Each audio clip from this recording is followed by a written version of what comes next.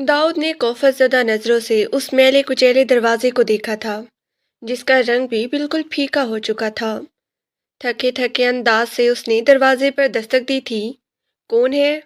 धीमी सी आने वाली नस्वानी आवाज़ पर वो चूक गया। ये आवाज़ किसी नौजवान लड़की की थी। मैं हूँ दाऊद अकरम।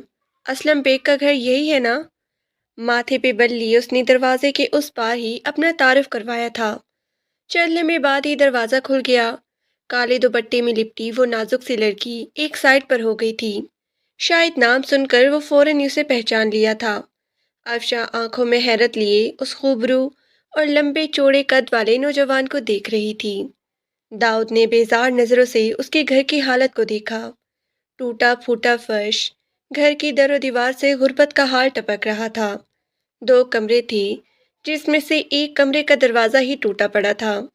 घर की खस्ता हालत बता रही थी कि मकीनों की क्या कंडीशन है, लेकिन उसके बावजूद एक चीज़ का बड़ा ख्याल रखा गया था।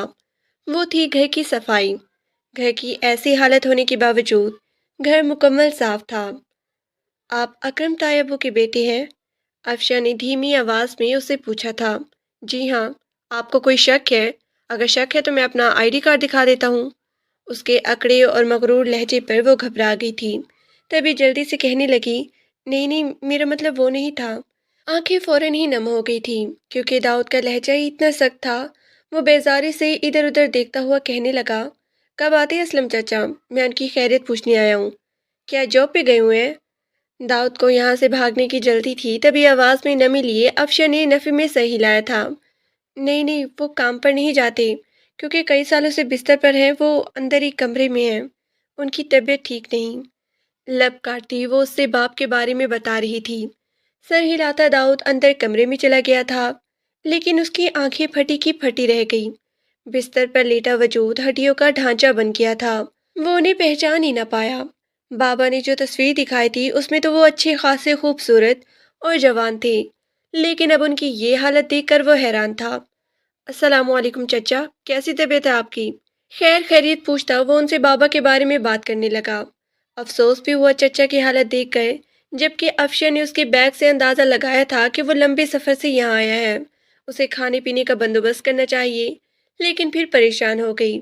उसके पहने हुए अच्छे कपड़े, जोगर्स, उसकी वजाहत से भरपूर सरापा देखकर ही साफ अंदाज़ा था कि उनके घर के हालात बहुत ही अच्छे हैं। कम से कम इस घर से तो बहुत अच्छे। लेकिन फिर भी थोड़े पैसे रखे थे ट्यूशन की फीस से आए हुए। उसने वही निकाल लिए। गली में खेलते साइम को आवाज़ देकर सामान मंगवा लिया और जल्दी जल्दी उसके लिए खाना बनाने लगी। मेहमान था वो इस घर में, भले ही अब्बू की हालत जैसी भी थी, लेकिन मेहमान नवाजी करना उस पर फ़र्ज था। भाई साहब कैसे हैं? टूटे फूटे लहजे में बात करते वो दाऊद से पूछ रहे थे। बाबा बिल्कुल ठीक है चचा। क्या भाई साहब मुझसे नाराज़ हैं? वो क्यों नहीं आए मुझसे मिलने? उनकी आंखें नम थी तो दाऊद मुस्कुरा दिया, क्योंकि उन्हें डॉक्टर्स ने मना किया है सफ़र करने से, वो भी ज़्यादा लंबा। उन्हें ब्लड प्रेशर हाई कमर्स है। चचा बहुत ज़्यादा लंबा सफ़र नहीं कर सकते, इसीलिए उन्होंने मुझे भेजा है और ये कुछ पैसे भी भिजवाए हैं। असलम चचा बुरी तरह खांस रहे थे। उनकी कंडीशन बता रही थी कि वो बहुत ही बुरी हालत में हैं। दाऊद को ये देखकर तशवीश हुई थी। बावजूद इसके कि घर गुर्बत थी, लेकिन साफ सुथरे घर में एक सुकून था। तभी वो उठकर फ्रेश हो गया। रात को उसका वापसी का इरादा था। जैसे ही वो फ्रेश होकर चचा के पास वापस आया, काले दुपट्टे में बैठी उस लड़की को देखकर चौंक सा गया। वो उन्हें सूप पिला रही थी। सूप पिलाकर चचा का चेहरा साफ किया, फिर उंगलियां चटखाते हिचकिचाते हुए से कहने लगी, मैंने खाना बना दिया है, कहें तो लगा दूं? वो हैरान था। काफ़ी देर से खुशबू आ रही थी बिरयानी की। सच में उसे भूख भी शिद्दत की लग रही थी, लेकिन उसे यूं गुर्बत ज़दा घर में बोझ पड़ना अच्छा नहीं लग रहा था, इसलिए कहे बगैर नहीं रह सका। नहीं नहीं, मैं बस निकलता हूँ, देर हो जाएगी मुझे। अफशा की आंखें नम सी हो गई थी उसके इनकार पर, ये देखते हुए भी कि उसके बाप की हालत कैसी है। वो इस हालत में भी उन्हें छोड़ के जा रहा था। जी आप चले जाइएगा, लेकिन खाना खा के जाइए प्लीज़, वो नज़र झुकाकर कहने लगी। तो दाऊद ने सर हिला दिया। थोड़ी देर बाद उसने खाना लगा दिया। दाऊद हैरान था, इतनी टेस्टी बिरयानी शायद उसने खाई हो। उसका हाथ रुक ही नहीं रहा था। बड़ी रुकपत से वो खा रहा था। खाना खाकर काफ़ी देर हो गई। थोड़ी देर बाद अफशा चाय ले आई थी, لیکن اسی دوران بھی چچا مسلسل کھانس رہی تھی۔ داؤد تھوڑا پریشان تھا، ان کی حالت بالکل بھی ٹھیک نہیں لگ رہی تھی۔ رات کے 9 بجے تو اسی وقت اسے گھر سے نکلنا مناسب نہیں لگا۔ یہی سوچتا کہ صبح 6 بجے ہی گھر سے نکل جاؤں گا، وہ رات وہیں پہ رک گیا تھا۔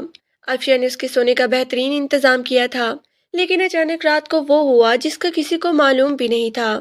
وہ تو سفر کی وجہ سے گہری نیند میں تھا، لیکن نہ جانے رات کا کون سا پہر تھا جب اس کی آنکھ کھل گئی، وہ بھی کسی کے چیخنے کی آواز پر۔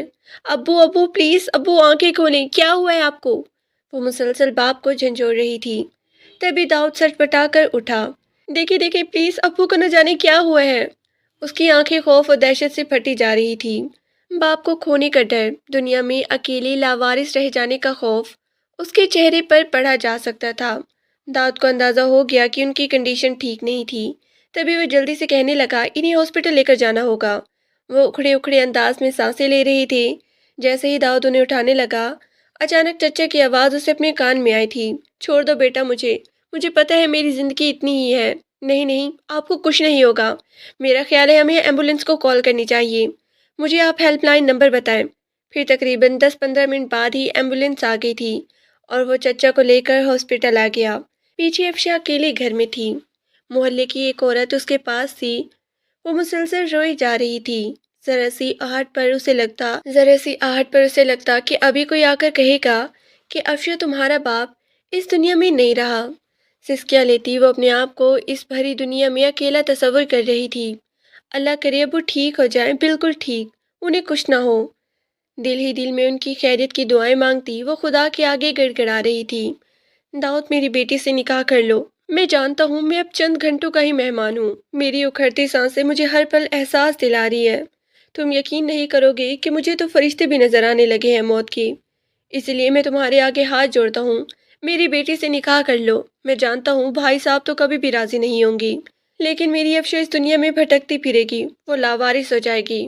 وہ تیز تیز سانس لیتے اس کے آگے گڑ گڑا رہی تھی۔ وہ کچھ پریشان سا ہو گیا تھا۔ کیا کہتا، مرتے آدمی کی خواہش پوری کرنی چاہیے، اگر کر بھی گئی تو امی بابا نے اس کا جینا حرام کر دینا ہے، کیونکہ اسلم بیگ داؤد کا سگا نہیں بلکہ ستیلا چچا تھا۔ لیکن اس وقت چچا کی کنڈیشن بہت ہی بری تھی اور وہ انکار کر کے گناہ گار نہیں بننا چاہتا تھا۔ چچا آپ بے فکر رہیں، آپ کو کچھ نہیں ہوگا۔ نہیں نہیں میرے بچے، میں جانتا ہوں میری زندگی مجھے مہلت نہیں دے سکے گی، بس میں تمہارے آگے ہاتھ جوڑتا ہوں، اس بچے کی زندگی میری وجہ سے پہلے ہی بہت زیادہ برباد ہو چکی ہے، تم اسے اپنا لو، اس سے نکاح کر لو میرے بچے، وہ بہت ہی اچھی ہے، میری بات وہ رول جائے گی دنیا میں۔ وہ ہچکیاں لے رہی تھی، ان کی آنکھوں سے آنسو ٹپک رہی تھی۔ داؤد کا دل کیسے نہ پگھلتا، تبھی ان کے دونوں ہاتھ تھام کر وہ تسلی دینے لگا، آپ پریشان مت ہو، میں نکاح کر لوں گا اس سے، اگر آپ کی یہی خواہش ہے تو۔ یہ سن کر ان کی تکلیف زدہ چہرے پر ایک دم مسکراہٹ آ گئی تھی، جیسے وہ پھر سے جوان ہو گئے تھے، بالکل ٹھیک ٹھاک۔ شام کو ڈاکٹر سے زبردستی چھٹی ہوئی تو وہ واپس گھر آ گئی، شاید اپنی اسی خواہش کو پوری کرنے کے لیے۔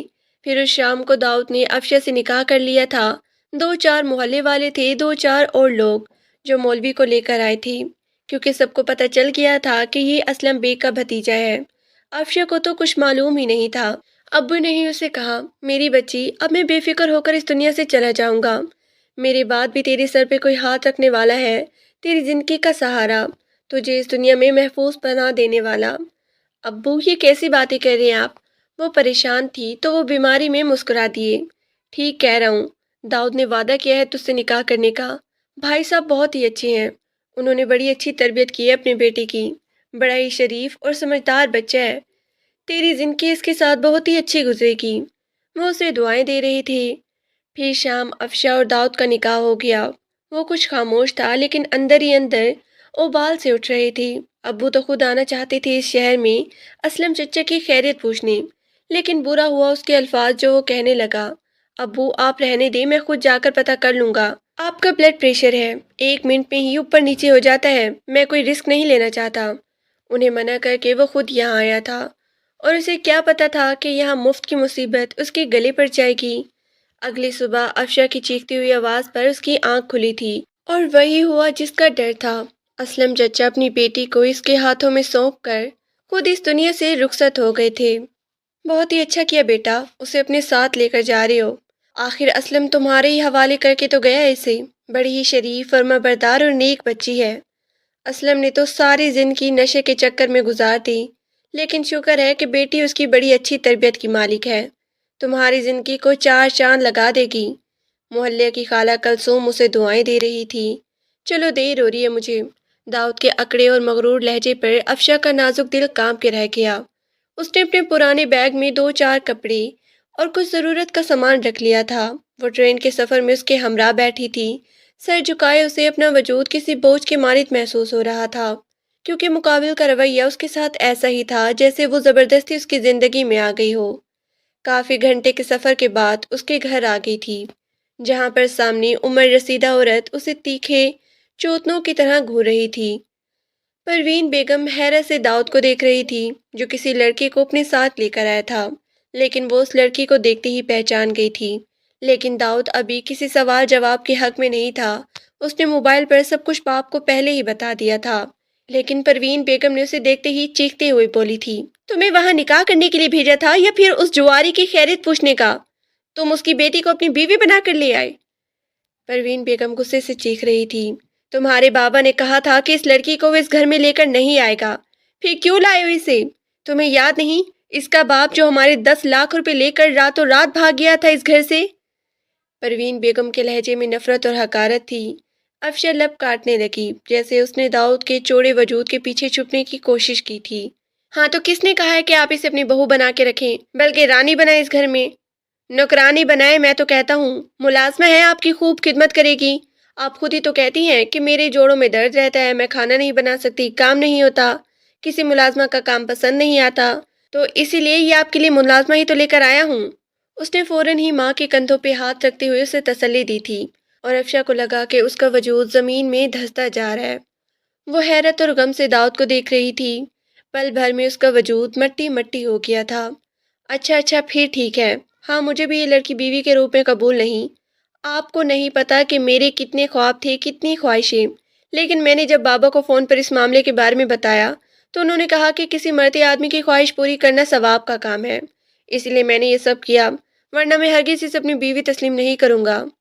اس کے لہجے میں صاف صاف ناگواری تھی، اور وہ کھڑے کھڑے ذلت کے گہرے گڑھے میں جا گری تھی۔ جاؤ لڑکی، ایسے لگ رہا ہے کہ تمہارا استقبال کیا جائے گا۔ نہیں نا، میری دلہن اس گھر میں آئی ہے۔ جاؤ، وہ سامنے سٹور ہے، وہاں پر رکھو اپنا سامان۔ اگر اس گھر کا کھانا حلال کرنا ہے تو ہاتھ پاؤں چلانے ہوں گے۔ پروین بیگم کے لہجے میں نفرت اور حقارت تھی۔ نہ اس کے مرے ہوئے باپ کا افسوس کیا اور نہ ہی کندھے پہ ہاتھ رکھ کر اسے تسلی دی کہ وہ لوگ ہیں اسے پناہ دینے کے لیے، آسرا ٹھکانہ اس کے لیے موجود ہے۔ تو یہ ہے اپنوں کا بھیانک چہرہ۔ سب سے زیادہ بھیانک چہرہ تو داؤد کا تھا، جس نے اس سے نکاح کیا تھا اس کے باپ کی خواہش کے مطابق، لیکن وہ سر جھکائے ان کے سامنے سے گزرتی اسے اسٹور روم نما کمرے میں آ گئی، جہاں حد سے زیادہ گندگی پھیلی ہوئی تھی۔ ایسے ہی ہوتا ہے افشا بی بی، جن کے ماں باپ دوسروں کی زندگی میں اپنی بیٹیوں کو زبردستی داخل کر دیتے ہیں، ان کے ساتھ ایسا ہی ہوتا ہے۔ اس نے خود کو تسلی دی تھی اور پھر خود کو حالات کے دھارے پہ چھوڑ دیا۔ داؤد نے اسے ملازمہ کہا اور وہ سچ میں ملازمہ بن گئی تھی۔ صبح صبح سب کے ناشتہ بنانا، پھر کچن صاف کرنا، گھر کی صفائی کرنا، پھر رات کا کھانا بنانا، برتن دھونا، اور پھر اپنی اسی اسٹور روم میں جا کر سر چھپا کر سو جانا۔ یہی اس نے اپنی روٹین بنا لی تھی۔ لیکن گھر میں زیادہ لوگ نہیں تھے، صرف تایا ابو اور تائی اماں، جن کا لہجہ بڑا ہی مغرور اور اس کے لیے نفرت انگیز تھا۔ دوسری طرف داؤد تھا اور اس کی ایک بڑی بہن جو شادی شدہ تھی، جس کا نام نوشین تھا، جس کو معلوم ہی نہیں تھا کہ اس کا بھائی اس گھر میں نوکرانی نما اپنی بیوی لے کر آ گیا ہے۔ وہ سمجھ گئی تھی کہ اس گھر میں اس کی حیثیت صرف ایک ملازمہ کی ہے، اور تو اور گھر میں آئے ہوئے مہمانوں کو بھی تائی اماں اسے آمنے سامنے آنے سے منع کر لیتی۔ تم لوگوں کے سامنے آؤ گی تو لوگ سوال جواب کریں گے، جبکہ میرا بیٹا خود تمہیں اپنی بیوی تسلیم کرنے کو تیار نہیں، تو کیا ضرورت ہے مجھے رشتہ داروں سے تمہارا تعارف کروانے کی؟ وہ ویسے بھی دوسری شادی کرے گا اپنے جیسے کسی ٹکر کی لڑکی سے۔ وہ تائی جان کی بات پہ خاموش رہی، اسے بحث کرنے کی عادت نہیں تھی، زیادہ وقت خاموشی میں گزارتی۔ اس کا باپ اسلم اور ماں کا نام نورین تھا۔ شادی کے 10 سال بعد نورین کو ٹی بی کی شکایت ہوئی، جو علاج نہ ہونے کے باعث اتنی بڑی کہ وہ یہ دنیا ہی چھوڑ کے چلی گئی۔ اس وقت افشا صرف 10 سال کی تھی۔ نانی اسے اپنے ساتھ لے گئی، پھر 16 سال کی ہوئی تو نانی کا بھی انتقال ہو گیا، تو اس کے ماموں نے اس کے باپ کو بلوا لیا۔ لے جاؤ اپنی بیٹی کو، ہم اس کی ذمہ داری نہیں اٹھائیں گے، تم باپ ہو اس کے۔ وہ بھی شرمندہ سا اسے اپنے ساتھ لے آیا۔ ساری زندگی نشہ پانی میں گزاری تھی، اب بیٹی کے لیے کچھ نہیں تھا۔ وہ خود ہی وقت سے پہلے سمجھدار ہو گئی تھی۔ میٹرک پاس کرتے ہی محلے کے بچوں کو پڑھانا شروع کر دیا، خود پرائیویٹ پڑھنے لگی۔ گھر سے ہی پرائیویٹ امتحان دے کر اس نے BA کمپلیٹ کیا۔ جیسے تیسے زندگی گزرنے لگی، کچھ اسلم محنت مزدوری کر کے کما لیتا تو کچھ وہ بچوں کو ٹیوشن اور سکول پڑھا کے گزارا کرنے لگی۔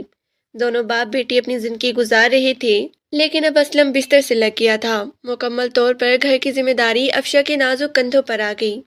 وہ بڑی سمجھدار اور خاموش طبیعت لڑکی تھی، اسے کیا معلوم تھا زندگی آگے اس پر اتنا ظلم ستم ڈھانے والی ہے۔ وہ اس گھر میں ایک بے زبان جانور سے کم نہ تھی۔ سمجھ گئی تھی کہ داؤد نے اسے صرف ایک انسانیت کے ناطے نکاح کر کے اپنایا ہے، اس کے علاوہ وہ اس کے لیے کوئی جذبات نہیں رکھتا۔ وہ سمجھ گئی تھی کہ اس گھر میں کیسے رہنا ہے اور یہاں اس کی کیا اوقات ہے۔ وہ خاموش بے زبان جانوروں کی طرح اس گھر میں اپنی زندگی گزارنے لگی، بغیر کوئی شکایت کیے۔ تم نے ابھی تک کھانا بھی تیار نہیں کیا، نشین اور خاور آنے والے ہوں گے، کم از کم گھر کی صفائی تو کر لو۔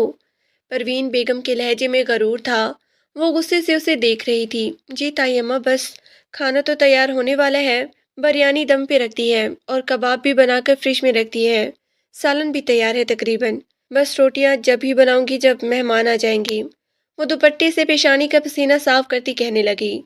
پروین بیگم دل ہی دل میں حیران ہوئی تھی، لڑکی ہے کہ جادو کی چھڑی، اتنا ڈھیر سارا کھانا اس نے محض 2 گھنٹے میں تیار کر لیا تھا۔ صبح سے کچن میں مصروف تھی، اس لیے صفائی نہ ہوئی تھی۔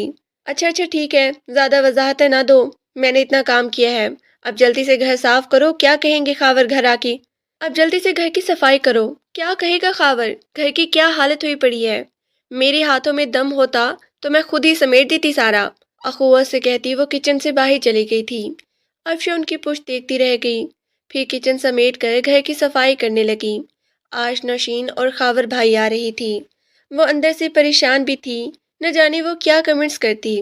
اسے یہاں دیکھ کر اس کی حیثیت، اس کی اوقات یہاں صاف ظاہر تھی۔ یقیناً جیسی پروین بیگم ہے اس کی بیٹی بھی ایسے ہی ہوگی۔ ہاں، افشا بس ان کے سامنے نہیں آنا چاہتی تھی۔ جیسے ہی مہمان آئے وہ کچن میں آ گئی، باقی کا کام کرنے لگی۔ پہلے سلاد بنایا، پھر روٹیاں پکانے لگی۔ اس کی حالت کسی ماسی سے کم نہ لگ رہی تھی، الجھے بال، ماتھے پہ پسینہ، شدید کچن کی گرمی میں کھڑی وہ اپنے آپ سے بھی بے نیاز تھی۔ بے رنگ سے کپڑے جو نہ جانے کتنی بار پہن چکی تھی۔ تبھی داؤد کچن میں آیا تھا، آئس کریم لے کر آئے ہیں تاکہ کھانے کے بعد وہ سرو کر سکے۔ وہ جلدی جلدی روٹیاں پکا رہی تھی، دیکھ نہ سکی کہ داؤد کی نگاہیں اس پر تھی۔ بے رنگ چہرہ، خالی آنکھیں، کسی بھی احساس سے خالی، وہ کسی روبوٹ کی طرح کچن میں کھڑی کام کر رہی تھی۔ امی نے کیا حال کر دیا اس لڑکی کا، دل ہی دل میں سوچتا وہ تھوڑا تعصب کا شکار ہوا، لیکن اگلے ہی لمحے گردن جھٹک دی۔ مجھے کیا ضرورت اس سے ہمدردی کی، کھانا تیار ہو گیا ہے؟ اپنے قریب اتنی بھاری آواز سن کر وہ ایک دم ہی اچھلی تھی، جیسے کسی بھوت کی آواز سن لی ہو۔ جی کھانا تیار ہے، ٹھیک ہے تھوڑی دیر میں لگا دینا۔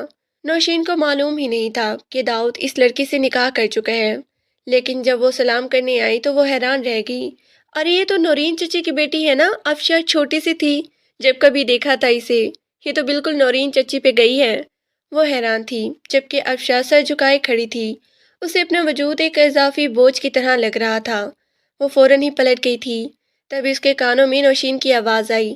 تبھی تو کہوں امی کا ٹیسٹ اتنا بدلا ہوا کیوں ہے، سچ میں بہت ہی مزیدار کھانا بنایا افشا نے۔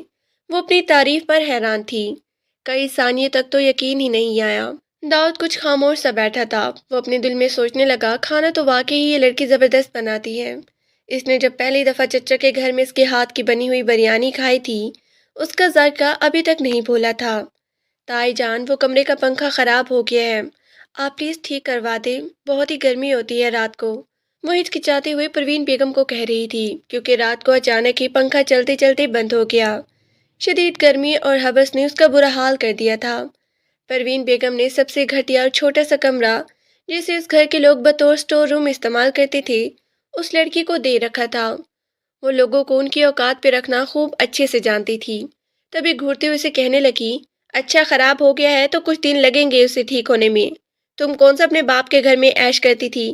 ویسے تمہارا باپ تو جواری تھا، کیسے گزارا کرتے تھے تم دونوں باپ بیٹی؟ پروین بیگم کی کڑوی بات پر وہ خاموش رہی، لیکن دل میں سوچا ضرور تھا ابو بھلے جیسے بھی تھی، لیکن انہوں نے کبھی مجھے یہ احساس نہیں دلایا جو اس گھر میں رہ کر ہوتا ہے۔ پروین بیگم کا لہجہ بڑا ہی زہریلا اور کڑوا ہوتا۔ اس سے بات کرتے ہوئے وہ اسے ایسے مخاطب کرتی جیسے اس گھر کی نوکرانی ہے، وہ بھی بغیر تنخواہ کی۔ اپنی ذات کی کم مائگی کا احساس اسے ایک پل سکون نہیں لینے دیتا۔ باپ کا گھر غریب ضرور تھا، لیکن ذلت اور رسوائی اس کا مقدر ہرگز نہیں تھی۔ رات جس طرح اس نے گزاری تھی یہ وہی جانتی تھی۔ پنکھا خراب ہوا تو ہوا بھی بند ہو گئی۔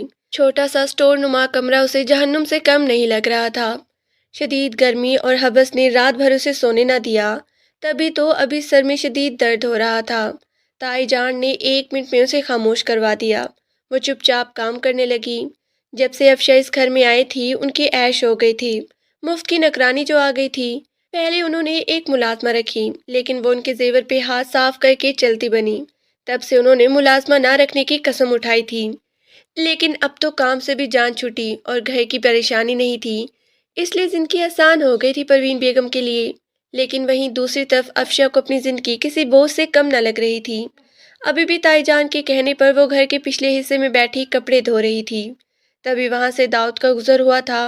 کیا کچھ نہیں تھا اس کے چہرے پر، بے رونق چہرہ، خالی آنکھیں، وہ اداسی کا مجسمہ لگ رہی تھی۔ ایک لمحے کو وہ ٹھٹک کر اسے دیکھنے لگا۔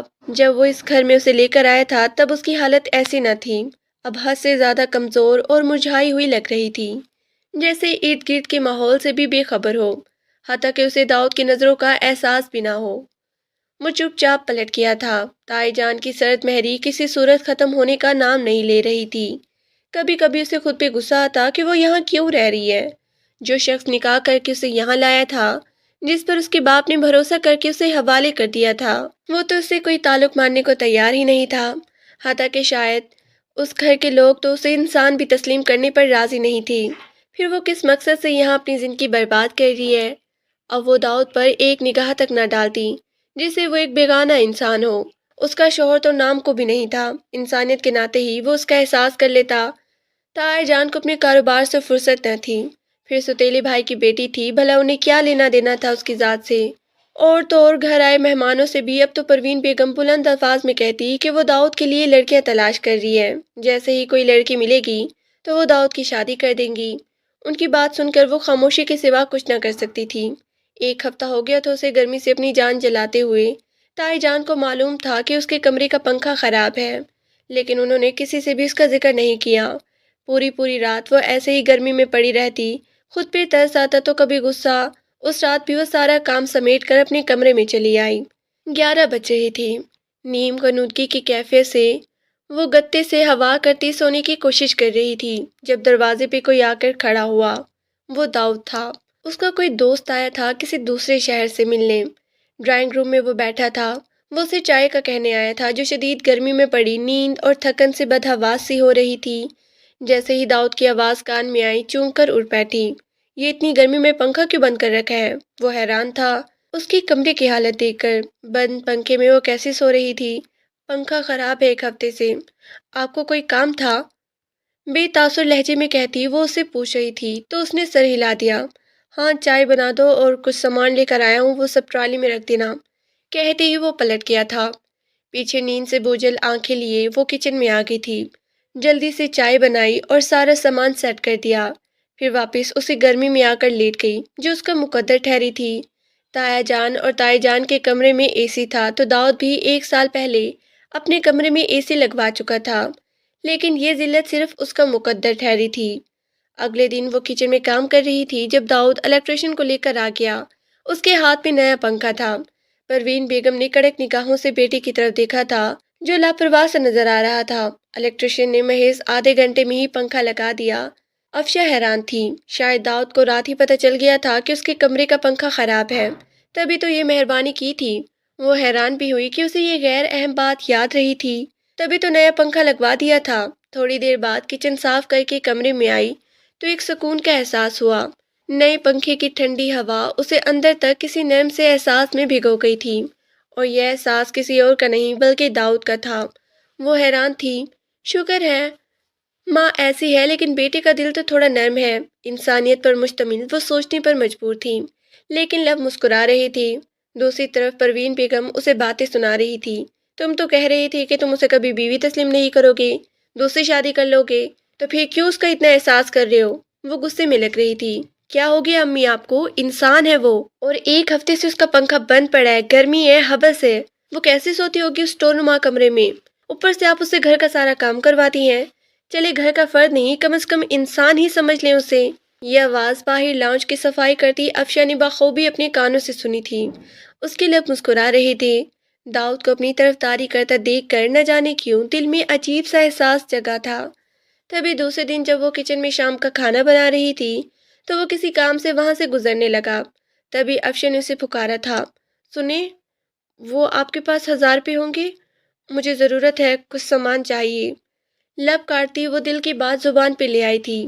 کتنے دنوں سے اسے کچھ سامان کی ضرورت تھی، داؤد سے کہنا کہاں اسے اچھا لگ رہا تھا، لیکن اب مجبوری تھی۔ باپ تو بڑا پرسکون ہو کر قبر میں جا کر سو گیا تھا کہ اب میری بیٹی محفوظ ہاتھوں میں ہے، اس کا میں نے نکاح کر دیا ہے۔ لیکن دوسری طرف جس سے نکاح کیا تھا وہ تو اس سے تو رشتہ بنانے پر تیار ہی نہیں تھا۔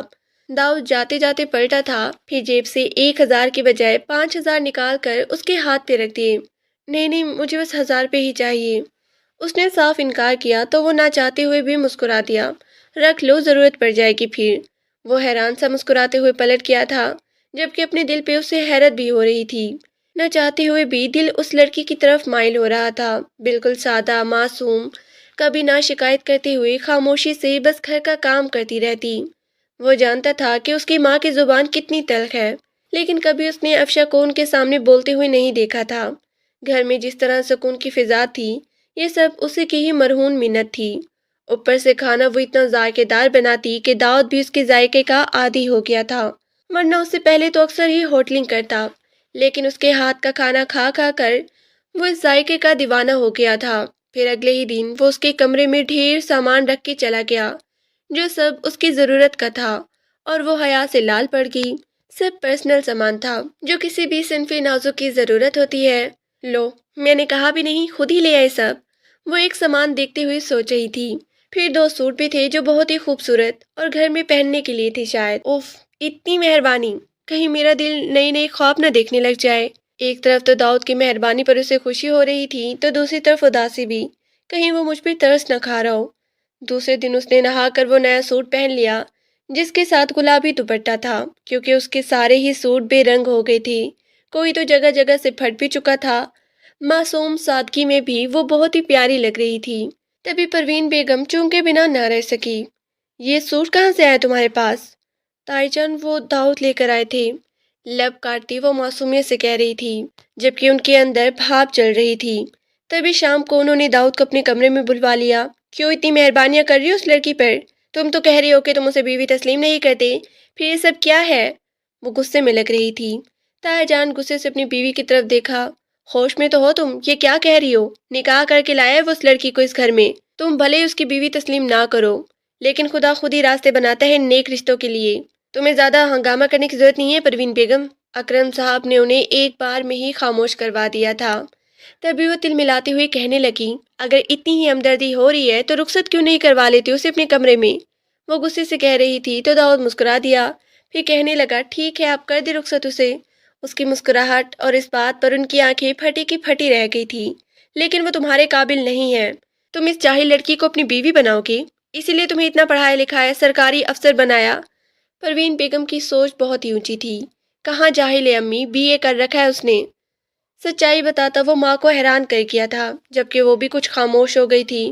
وہ حیران تھی، وہ تو اس لڑکی کو بالکل جاہل سمجھ رہی تھی، جس نے 5 جماعتیں پڑھی تھی، جس کا باپ جواری تھا، لیکن وہ نہیں جانتی تھی کہ وہ ایک اسکول میں ٹیچر رہ چکی تھی، گھر میں بچوں کو ٹیوشن پڑھاتی تھی، بہت ہی سلجھی ہوئی اور صبر و برداشت والی لڑکی تھی۔ تبھی تو ہر ماحول میں ڈھلنے کی اس کے اندر طاقت تھی، خاموشی سے صبر کر کے وہ اچھے وقت کا انتظار کرنے والی لڑکی شاید آج اس کی تقدیر جیت گئی تھی۔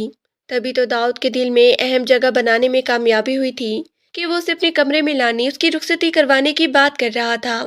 وہ سمجھ گیا تھا، وہ سکون ہے، ایک پناہ ہے جس میں سر چھپانے کو وہ بے تاب تھا۔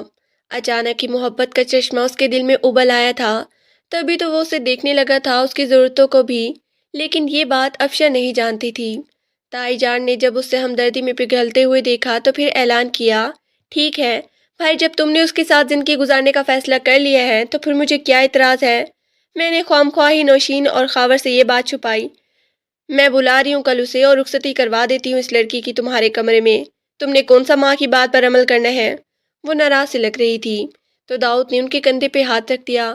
کیا ہو گیا امی؟ شاید یہی لڑکی ہمارے گھر کے لائق ہے۔ آپ دیکھتی نہیں ہیں آپ کو کیسے سکون دیا اس نے، اوپر سے جو ہر وقت ہمارا گھر بکھرا رہتا تھا، جس میں سکون نام کو بھی نہیں تھا، اب وہ گھر ایک جنت سا بن گیا ہے۔ میں نہیں اس جنت سے محروم ہونا چاہتا، اور آپ بھی اپنے دل میں جگہ بڑی کریں، افشا کو اپنی بہو تسلیم کر لیں۔ وہ ماں کی آنکھوں میں آنکھیں ڈالے بڑے پیار سے کہہ رہا تھا تو پروین بیگم نے اس کے ہاتھ جھٹک دیا۔ اکرم صاحب نے اسے ہنس کر دیکھا تھا۔ بہت ہی اچھا فیصلہ کیا ہے تم نے برخوردار، ویسے بھی بہت ہی صبر و برداشت والی بچی ہے، تمہارے ساتھ اچھی زندگی گزرے گی اس کی۔ داؤد کی ان بات پر وہ مسکرا دیا تھا، اور وہ معصوم لڑکی ان ساری باتوں سے انجان، معصومیت سے بس کچن میں کام کر رہی تھی، جلدی جلدی کہ کہیں کھانا پکنے میں دیر نہ ہو جائے اور تائی جان غصہ نہ کرے۔ تائی جان، آج نوشین آپ ہی آ رہی ہے تو کھانے میں کیا بناؤں؟ لو، مجھ سے کیا پوچھ رہی ہو بھائی؟ اپنے شوہر سے پوچھو، آخر کو اس گھر کی مالک بننے والی ہو۔ پروین بیگم کی کڑوی بات پر وہ حیران تھی، تبھی کچھ نہ سمجھتے ہوئے لب کاٹنے لگی۔ تائی جان اسے دیکھ کر مسکرائے تھے۔ ارے بیٹا، اس کی باتوں کا برا نہ مناؤ، جو تمہیں سمجھ آ رہا ہے وہی بنا لو، ویسے بھی وہ کسی خاص مقصد کے لیے اس گھر میں آ رہی ہے۔ وہ زیر لب مسکرا رہی تھی، وہ ساری باتوں سے انجان تھی، تبھی جلدی سے کہنے لگی، ٹھیک ہے میں بریانی اور مٹر قیمہ بنا دیتی ہوں۔ یہ کہتے ہی وہ فوراً پلٹ گئی تھی۔ اسے پروین بیگم سے خوف محسوس ہوتا اور ان کی کڑوی زبان سے بھی۔ وہ مصروف سی کھانا بنا رہی تھی، تبھی کوئی اور اس کے پیچھے آ کے کھڑا ہوا۔ یہ جانی پہچانے سے خوشبو وہ جانتی تھی کہ کون لگاتا ہے۔ داؤد کو اپنی اتنی نزدیک دیکھ کر وہ گھبرا کر پیچھے ہوئی تھی۔ کچھ چاہیے آپ کو؟ وہ حیران سی تھی۔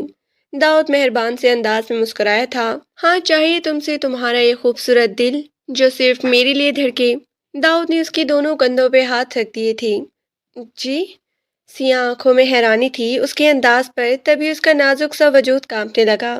اتنی نزدیک، اتنی قربت بھلا وہ کہاں سہ سکتی تھی؟ داؤد اس کے گھبرانے پہ مسکرا دیا۔ وہ سمجھ گیا تھا کہ یہ لڑکی کچھ جانتی ہی نہیں کہ نوشین کس مقصد سے اس گھر میں آ رہی ہے۔ اس کے گھبرائے ہوئے انداز پر وہ ہنس دیا، پھر پلٹ کر کچن سے باہر چلا گیا، جبکہ افشا کا دل دھک دھک کر رہا تھا۔ آج اسے داؤد کا انداز بالکل بدلا بدلا سا لگ رہا تھا۔ تھوڑی ہی دیر بعد نوشین اور اس کا شوہر آ چکے تھے۔ نہ جانے اندر کمرے میں کیا میٹنگ ہو رہی تھی، جبکہ وہ کچن میں مصروف۔ اس کا دل خواہ مخواہ ہی اداس ہو رہا تھا۔ کیا پتا کیا بات ہو رہی ہے اندر، کس شادی کا تذکرہ ہو رہا تھا، یا پھر کسی بات پہ بحث ہو رہی تھی۔ وہ اداس ہو گئی۔ وہ کبھی بھی ان کے معاملے میں شامل نہیں ہو سکتی تھی، ایک فالتو وجود کی طرح اس گھر میں پڑی ہے۔ آنکھیں نہ جانے کیوں ایسے موقعوں پر بلا وجہ ہی نم ہو جاتی تھی۔ تھوڑی دیر بعد اسے نوشین کی تیز آواز سنائی دی تھی، واہ بڑے چھپے رستم نکلے تم، نکاح کر کے اپنی بیوی کو لے آئی اس گھر میں اور مجھ سے یہ بات چھپائی رکھی۔ وہ بھائی پر مصنوعی غصہ کر رہی تھی۔ تھوڑی ہی دیر بعد اس کے پاس چلی آئی، ویسے امی آپ کے لیے ایسے ہی بہو ٹھیک ہے، ورنہ آپ کی زبان جتنی کڑوی ہے ایسے لگتا ہے کہ روزانہ یہاں انڈیا پاکستان کی جنگ چھڑی رہے گی۔ چلو بھائی بھابھی صاحبہ، اب رخصتی کرنے کی تیاری کر لیں آپ، میں تو کہتی ہوں سعد سے دعوت کریں، اس کے بعد اس کی رخصتی کر دیں، اور ریسیپشن دھوم دھام سے کرنا ہے، میں بتا رہی ہوں بابا۔ افشا کو کچھ سمجھ نہیں آ رہی تھی کہ وہ کیا کہہ رہی ہیں، وہ تو ہونکوں کی طرح وہاں پہ کھڑی تھی۔ داؤد کے چہرے پہ مسکراہٹ تھی۔ اچانک ہی افشا کی نظر اس پہ پڑی، جو محبت کا جہاں آنکھوں میں لیے اسے دیکھ رہا تھا۔ ان کی آنکھوں میں کیا کچھ نہیں تھا، محبت کی نرماہٹ، ایک عجیب سا احساس جس نے اسے وہاں سے گھبرا کر جانے پہ مجبور کر دیا تھا۔ اسے یقین نہیں آ رہا تھا، محض 6 مہینوں بعد ہی گھر والوں نے اس عام سی لڑکی کو اپنی بہو تسلیم کر لیا تھا، اور داؤد نے اسے اپنا ہمسفر۔ یہ بات اس کے لیے غیر یقینی تھی۔ وہ سب لاؤنج میں بیٹھے اس کی ریسیپشن کی باتیں کر رہے تھی، جبکہ وہ گھبرا کر اپنے اسٹور روما کمرے میں چلی آئی، کیونکہ دھڑکنوں نے ایک الگ شور مچا رکھا تھا۔ پروین بیگم کو کہ اس بات پہ راضی نہیں تھی، لیکن اکلوتے بیٹے کے آگے آخر انہیں ہار ماننی پڑی۔ داؤد خود بھی حیران تھا کہ یہ سب کیسے ہو گیا۔ وہ تو اس لڑکی کو بس انسانیت کے ناطے نکاح کر کے اس گھر میں لایا تھا، اس کا قطعی ارادہ نہیں تھا اسے اپنانے کا، لیکن ہو کیا گیا جس کے بارے میں اس نے سوچا بھی نہیں تھا۔ وہ اس سے محبت کر بیٹھا تھا، خاموش طبیعت، بالکل معصوم اور سادہ صبر و برداشت شاہی لڑکی اس کے دل میں گہری جگہ بنا چکی تھی۔ تبھی تو آج لال رنگ کے جوڑے میں وہ گھبرائی ہوئی سی سارے مہمانوں سے مل رہی تھی۔ تھوڑی دیر بعد نوشین نے اسے داؤد کے کمرے میں پہنچا دیا تھا۔ لو بھائی، آج سے تمہارا یہی ٹھکانہ ہے، اب تم بڑی شان سے اس گھر میں رہو، اس گھر کی بہو بن کر۔ ویسے امی نے تمہارے ساتھ بہت ہی غلط کیا ہے، لیکن بڑی سمجھ کے انہیں معاف کر دینا۔ نوشین دل کی بہت ہی اچھی تھی تو وہ گھبرا کر کہنے لگی، نہیں نہیں آپی، میرے دل میں ان کے لیے کچھ نہیں ہے، میرا دل بالکل صاف ہے۔ اس کی معصومیت سے کہنے پر نوشین مسکرائی، تم ہو ہی اتنی بھولی بھالی اور صبر و برداشت والی، تبھی تو اپنی موجودگی کو تسلیم کروایا ہے۔ ایسے ہی ڈٹ کر اپنے مقام پر کھڑی رہنا۔ چلو میں داؤد کو بھیجتی ہوں۔ وہ مسکراتے ہوئے وہاں سے چلی گئی۔ افشا کا دل زور زور سے دھڑک رہا تھا، وہ آنے والے لمحات سے گھبرا رہی تھی۔ پہلے ہی داؤد کی نگاہوں کا سامنا نہ ہوتا تھا، جس طرح وہ اسے محبت اور چاہت بھرے انداز میں دیکھتا تھا۔ تھوڑی ہی دیر بعد وہ کمرے میں چلا آیا۔ اس کے چہرے پر مسکراہٹ تھی، اے سی کی ٹھنڈک کے باوجود۔ افشا کی ہتھیلیاں پسینے سے بھیگی ہوئی تھی۔ وہ اس کے سامنے بیٹھا تھا، اس نے اور سر جھکا لیا۔ تبھی داؤد نے اس کا چہرہ دونوں ہاتھوں میں تھاما تھا۔ بہت ہی خوبصورت لگ رہی ہو، بالکل میرے دل کی رانی کی طرح۔ پہلے سوچا تھا کیا کروں گا تم جیسی عام سی لڑکی کو اپنا کر، میرے لیے تو کوئی خاص لڑکی اس دنیا میں تخلیق کی گئی ہے، لیکن مجھے معلوم نہیں تھا کہ یہ عام سے نظر آنے والی لڑکی بہت ہی خاص ہے۔ وہ اس کی تعریف کر رہا تھا، جبکہ افشا کی گھبراہٹ عروج پر تھی۔ کچھ تو بولو یار۔ جی میں کپڑے چینج کر لوں؟ وہ معصومیت سے اتنا ہی کہہ سکی تو ہنس دیا۔ ہاں کر لو، لیکن وہی پہن کر آنا جو خاص طور پر میں تمہارے لیے لے کر آیا ہوں۔ اس کے کان میں سرگوشی کرتا اس کا چہرہ سرخ ہو گیا تھا۔ پھر وہ نہا کر باہر آئی تھی، لمبے لمبے بال پشت پر بکھرے تھی، سرخ رنگ کی نائٹی میں وہ حد سے زیادہ دل نشین لگ رہی تھی۔ محبتوں بھری راتوں کی شروعات ہو گئی تھی۔ داؤد کی آنکھوں میں چاہت تھی، اسے پانے کی جستجو۔ وہ بھی شرماتی ہوئی ٹوٹی ہوئی ڈال کی طرح اس کی باہوں میں آ گئی تھی۔ داؤد نے محبت سے اس کی پیشانی چوم لی، پھر اس پر اپنے پیار کی برسات شروع کر دی۔ افشا کی خوبصورت زندگی کا آغاز ہو گیا تھا۔ اسے داؤد کی محبت کیا حاصل ہوئی، جیسے زندگی کی خوشیاں مل گئی۔ نہ صرف پروین بیگم اور تایا جان نے اسے اس گھر کی بہو تسلیم کر لیا تھا، بلکہ وہ ایک مضبوط پناہ گاہ میں آ گئی تھی۔ داؤد اس سے محبت کرنے لگا تھا کیونکہ وہ تھی ہی محبت کے قابل۔ اس نے اپنی زندگی میں بہت سفر کیا تھا۔ وہ آفس جانے کے لیے تیار تھا، جبکہ وہ جلدی جلدی ناشتہ بنا رہی تھی۔ اس سے پہلے ہی پروین بیگم کو پرہیزی کھانا بنا کر ان کے کمرے میں دے آئی تھی۔ وہ کام جو اسے گھر والوں کی نفرت کی وجہ سے پہلے کسی بوجھ کی طرح محسوس ہوتا، اب وہ پوری لگن اور محنت سے سارا کام انجام دیتی، اور گھر بھی صاف ستھرا رہتا، کیونکہ اب وہ اس کا گھر تھا، اس کا آنگن تھا جسے اپنی چاہت اور اپنی محنت سے نکھارنا تھا۔ داؤد نے ہمیشہ کی طرح آفس جانے سے پہلے اس کی پیشانی چومی تو اس کا چہرہ جگمگانے لگا۔ جلدی آ جائیے گا گھر، وہ مسکراتے ہوئے کہہ رہی تھی۔ اس کا روشن وجود اور بھی زیادہ حسین ہو گیا تھا۔ پھر جب وہ 1 مہینے بعد ہی پریگننٹ ہوئی تو گھر میں کسی کو یقین نہیں آیا تھا کہ اتنی جلدی انہیں یہ خوشخبری مل جائے گی۔ نوشین بھی حیران تھی، خود اس کے بچے بھی نہیں تھے، لیکن بھائی کی اولاد کے لیے وہ بے تحاشا خوش ہو رہی تھی۔ اللہ تمہاری گود آباد کرے، اور میرے لیے بھی ضرور دعا کرنا۔ کیوں نہیں آپی، ضرور، وہ معصومیت سے کہہ رہی تھی۔ پروین بیگم نے اسے گلے لگا کر دعا دی تھی، پیار بھی کیا تو اس کے اندر جیسے دور تک ٹھنڈک اتر گئی۔ زندگی میں ہونے والی ساری محرومیاں کہیں دور جا کر سو گئی تھی، اب صرف خوشیاں ہی خوشیاں تھی۔ اندر کمرے میں داؤد اس کے کان میں سرگوشی کر رہا تھا، واہ یار، میں نے بھی تو تھوڑی محنت کی ہے، کوئی بھی میری محنت تسلیم کرنے کو تیار نہیں۔ اس کا چہرہ سرخ ہو گیا۔ ہاں پلیز ایسے باتیں مت کریں، وہ ناراضگی سے کہہ رہی تھی۔ اچھا، ایسی باتیں اپنی بیوی سے نہیں کروں گا تو کس سے کروں گا؟ اسے بازو کے گھیرے میں لے کر فوراً ہی اپنے قریب کیا۔ ویسے اتنی بڑی خوشخبری سنائی ہے، کیا گفٹ چاہیے تم کو؟ وہ آج حد سے زیادہ رومانٹک ہو رہا تھا، کیونکہ خوش جو بہت تھا۔ آخر کو اولاد اس دنیا میں آنے والی تھی ان دونوں کی، بس آپ کی محبت اور توجہ، اور کچھ بھی نہیں، وہ سادگی اور معصومیت سے کہتی داؤد کے دل میں شدت سے اثر انداز ہوئی تھی۔ وہ تو تمہاری سوچ سے بھی زیادہ ہے، اگر نہیں مانتی ہو تو ابھی ثبوت پیش کر دیتا ہوں۔ اس کی ڈھیروں گستاخیوں پر افشا نے فوراً اسے پیچھے دھکیلا تھا۔ بس کیجیے، ابھی رات کے 7 بجے ہیں، 12 نہیں، میں باہر جا رہی ہوں، کچن میں جا کر دیکھو تو صحیح کیا حالت ہے وہاں کی۔